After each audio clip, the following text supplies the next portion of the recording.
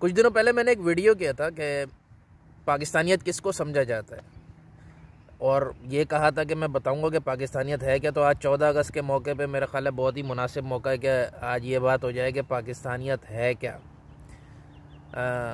تو ایک خوبصورت لڑکی ہو تو اس کی زندگی میں بہت سارے بندے ایسے آ سکتے ہیں جو کہ اسے آئی لو یو جانو کہنے کو تیار ہوں یا کہتے ہوں، لیکن جب گھر پہ رشتہ بھیجنے کی بات ہے یا اپنانے کی بات ہے تو اس میں سے 90% سے زیادہ شارٹ ہو جائیں گے۔ تو پاکستان کے ساتھ بھی یہی معاملہ ہے کہ ہر کوئی جو ہے نا وہ سب سے سچا پاکستانی، اچھا پاکستانی اور پیار کرنے والا اور فلانا دھماکہ، اور پاکستانیت سمجھا کس کو جاتا ہے میں بتا چکا ہوں۔ تو آج ہم دیکھتے ہیں کہ اصلی میں پاکستانیت، اصلی میں رشتہ بھیجنے والے کون لوگ ہیں، تو یہ دیکھتے ہیں۔ تو نمبر 1 جو سب سے بڑی پاکستانیت ہے، جو یہ کر رہا ہے اس سے بڑا پاکستانی کوئی بھی نہیں ہے، اور وہ ہے ٹیکس دینا۔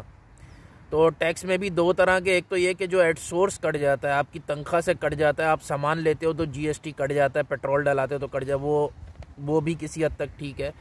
لیکن جو بندہ خود جا کے نیشنل بینک میں لائن لگا کے دھکے کھانے کے بعد ٹیکس جمع کراتا ہے، اس سے بڑا پاکستانی کوئی بھی نہیں ہے۔ نمبر 2 قانون پر عمل۔ تو پاکستان میں جو لوگ قانون پہ عمل کرتے ہیں ان کو سلام ہے، ان سے بڑا پاکستانی کوئی نہیں ہے۔ جو بلڈنگ کوڈز پہ عمل کرتے ہوں، 1000 گز کا بنگلہ بنائیں گے لیکن اس میں 6 انچ آگے جو ہے نا گھیرنا ضروری ہے، ایسا سلوپ اتارنا جس سے آدھی سڑک گھر جائے، یہ ضروری ہے۔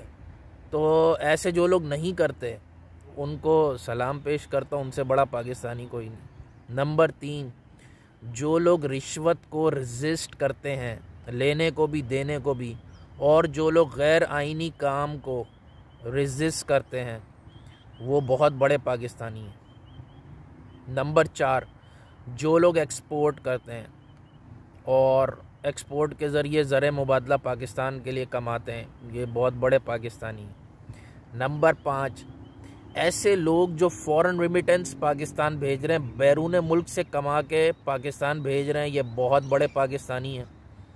تو بدلے میں انہیں کچھ نہیں ملتا، انہیں دھکے لاتے ملتی ہیں، ایئرپورٹ پہ ذلیل ہوتے ہیں، کچھ سامان بیچتے ہیں، کسٹم والے کھا جاتے ہیں وغیرہ وغیرہ۔ اصل میں پاکستان کو اگر کسی نے زندہ رکھا ہوا ہے پچھلے 8-10 سالوں میں تو وہ یہ بیرون ملک مقیم پاکستانی ہے جو کہ ڈالرز یا ریال وغیرہ مطلب فورن ریمیٹنس پاکستان بیچتے ہیں، یہ بہت بڑے پاکستانی ہیں۔ نمبر 6 وہ لوگ جو پاکستان میں کام کرتے ہیں لیکن ڈالرز میں باہر سے ان کی تنخواہ پاکستان آتی ہے، یا باہر کچھ سامان بیچتے ہیں، ای کامرس والے ٹائپ، فری لینسرز، ورچوئل اسسٹنٹس دینے والے لوگ، اس طرح کے لوگ جو کہ کسی نہ کسی طرح سبب بنے ہوئے پاکستان میں ڈالر لانے کا۔ نمبر 7 اقلیتوں کے حقوق کی بات کرنے والے لوگ اور ان کو برابری کا درجہ دینے کے لیے بات یا کوشش کرنے والے لوگ۔ کسی ملک کا چلنا بہت مشکل ہو جائے گا اگر آپ اس کے سٹیزن میں ہی تفریق کر دو گے کہ اگر آپ فلانے مذہب کے ہو تو آپ وزیر اعظم نہیں بن سکتے، آپ فلانی زبان بولنے والے ہو تو آپ سندھ کے وزیر اعلیٰ نہیں بن سکتے۔ یہ رہے گا تو ملک بیڑا غرق ہوتا ہی رہے گا۔ اور اب تو ایک نئی چیز آئی ہے اس دور میں، دور عمرانی میں، کہ قادیانی ہو تو آپ کو نوکری بھی نہیں ملے گی۔ یہ ایک عجیب ایک حساب کتاب نکال دیا، سمجھ سے باہر، تباہ کر دیا ملک۔ نمبر 8 لوگ وہ پاکستانی ہیں جو پاکستانیوں کی یا لوگوں کی ترقی پہ خوش ہوں اور انہیں سپورٹ کریں۔ ہم لوگوں میں جلنے کا بہت مادہ ہے۔ اب جو لوگ ترقی کر رہے ہوں، چاہے وہ ہمارے سنگرز ہوں، چاہے وہ ہمارے بزنس مین ہوں، آپ انہیں نہ صرف خوش ہوں ان کی اس پہ بلکہ انہیں سپورٹ بھی کریں کہ وہ اور ہوں، یا یہ ملالہ ٹائپ لوگ ہوں، شرمین عبید ٹائپ لوگ ہوں، ان کو بھی سپورٹ کریں تاکہ یہ لوگ بھی پاکستان کا ایک طرح سے نام روشن کرتے ہیں۔ نمبر 10 چوری نہ کرنے والے لوگ، یہ بہت بڑے پاکستانی ہیں، جو بجلی نہیں چوری کرتے، گیس نہیں چوری کرتے، ٹول نہیں چوری کرتے، یا اور بھی چوری کی بہت ساری اقسام میں ہیں۔ یعنی کہ اگر آپ بزنس کر رہے ہو تو آپ چوری عام ہی بات ہے۔ یعنی کہ ایماندار بزنس مین اگر اس وقت کوئی ہے پاکستان میں تو اس کی کیا بات ہے۔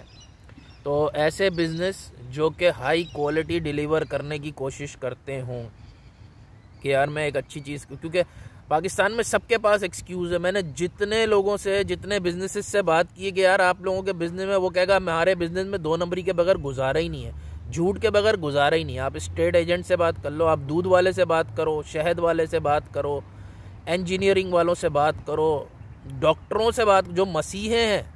یعنی کہ میرے ایک دوست کی جاب اس وجہ سے ختم ہو گئی کہ وہ 2 نمبر حرکتیں نہیں کر رہا تھا اسپتال میں، بہت بڑا اسپتال کراچی کا. وہاں سے اسے فارغ کیا گیا کہ بھائی جب مریض آئے اس کو چھیلو، اس کے الٹے سیدھے ٹیسٹ، ان کو 2-4 فارغ قسم کے انجیکشن رکھو. اور اگر آئی سی یو میں جگہ جب بھی خالی ہوا کرے تو آئی سی یو بھرا رہنا چاہیے. بھائی یہ خالی ہوگا تو ہم جیب سے دیں گے کیا؟ تو وہ یہ حرکتیں نہیں کر رہا تھا تو اس کو نوکری سے جو جس سے بھی بات کرو وہ کہے گا ہماری فیلڈ میں بھائی 2 نمبری کے بغیر گزارا نہیں. تو ایسے لوگ جو ہائی کوالٹی ڈیلیور کر رہے ہیں اور 2 نمبری نہیں کریں، ان سے بڑا پاکستانی کوئی ہے ہی نہیں. 12 میرٹ کو سلیکٹ کرنا، میرٹ کی بات کرنا، یا میرٹ پہ فیصلے، میرٹ پہ نوکریاں، یا میرٹ کا کچھ بھی کرنا، کیونکہ میرٹ اور پاکستان ایک دوسرے کی ضد ہیں اس وقت. نیکسٹ ہے، جس طرح ملک میں ECL ہے، ایگزٹ کنٹرول لسٹ ہے، جو کہ انتہائی واہیات چیز ہے، اسی طرح ایک انٹری کنٹرول لسٹ بھی ہے جس کا کبھی کوئی ذکر نہیں کرتا. اس کو ختم کرنا، یہ جو بھی ختم کرے یا کروائے پاکستانیوں. یعنی کہ بہت سارے لوگ ان اناؤنسڈ پاکستان میں انٹر نہیں ہو سکتے. جیسی وہ انٹر ہوں گے، یا انہیں کوئی اٹھا کے شمالی علاقہ جات کی سیر پہ لے جائے گا، یا انہیں سیدھا اوپر جانا پڑے گا. اب وہ کچھ سیاستدان ہیں جو باہر بیٹھے ہیں، کچھ لوگ ہیں جو باہر. تو پاکستان میں انٹری کنٹرول لسٹ ہے کہ آپ انٹر نہیں ہو سکتے فلاں ایریوں میں یا پاکستان میں. یہ انٹری کنٹرول لسٹ کو بھی ختم کرنا ہوگا. نمبر 14، شک کا خاتمہ کرنا ہوگا. جو شک نہیں کرتے اور شک کرنے والوں کو ریزسٹ کرتے ہیں، یہ بھی بہت بڑے پاکستانی ہیں کہ یار یہ قادیانی ہے، یہ یہودی ایجنٹ ہے، یہ را کا ایجنٹ ہے. تو یہ جو ایجنٹیاں ہیں نا، کہ اس کا خاتمہ کرنا ہوگا، کہ شک کرنا لوگوں پہ. تو اور لاسٹ ہے، جو لوگ پاکستان سے باہر رہتے ہیں پاکستانی، انہیں یہ خیال کرنا چاہیے کہ ان کا ہر ایکٹ جو ہے وہ پاکستان کے نام کو بدنام کرے گا. تو آپ جب بھی باہر جاؤ، آپ سمجھیں آپ نے پاکستان کا جھنڈا اپنے اوپر لپیٹا ہوا ہے، آپ ہی پاکستان ہو. اگر آپ دھوکے دو گے، آپ غلط کاریاں کرو گے، آپ 2 نمبریاں کرو گے، پاکستان بدنام ہوگا. تو ایسے لوگ جو باہر جا کے اس بات کا خیال رکھتے ہیں، وہ بھی بہت بڑے پاکستانی ہیں. تو یہ پوائنٹ ہے جو کہ اصلی پاکستانیت کیا ہے، تو وہ یہ ہے. تو اس 14 اگست پہ آئیں مل کر عہد کریں کہ یار ہم اپنے ملک کو بہتر بنائیں گے. ہر حوالے سے کوشش کریں گے جتنی ہم سے ہو سکی. ایٹ لیسٹ جس کے ہاتھ میں کچھ نہیں ہے وہ کم از کم اتنا ہی کر لے کہ بھائی کچرا نہ کرے، قبضے نہ کرے، 2 نمبروں کو سپورٹ نہ کرے، وغیرہ وغیرہ. تو سب کو جشن آزادی مبارک. اللہ حافظ.